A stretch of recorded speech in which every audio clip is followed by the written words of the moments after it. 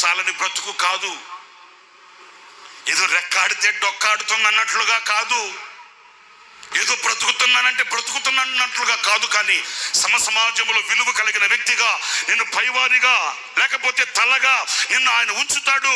అంతేకాదు, కొండ మీద కట్టబడిన పట్టణము దేదీప్యమానమై ఉన్నట్లుగా నీ బ్రతుకును మార్చగలిగిన మహనీయుడు ఒకే ఒక్కడు. ఆయన పేరే నజరేయుడైన, అందరు చెప్పండి, నజరేయుడైన. అయ్య బాబు అలాగా గట్టిగా చెప్పండి, నజరేయుడైన. ఏ యాక్టర్ అయినా, ఏ డాక్టర్ అయినా, ఏ కలెక్టర్ అయినా, ఎవరైనా కానీ ఎవడు చేయలేని, ఎవరికి సాధ్యము కానీ అసాధ్యమైన కార్యాలని సుసాధ్యపరచగలిగిన, సుచరిత్ర కలిగిన శక్తి గల దేవుడు, లోకములో కొనియాడబడుతున్న దైవం ఒకే ఒక్క దైవం. ఆ దైవమే యేసు దైవం.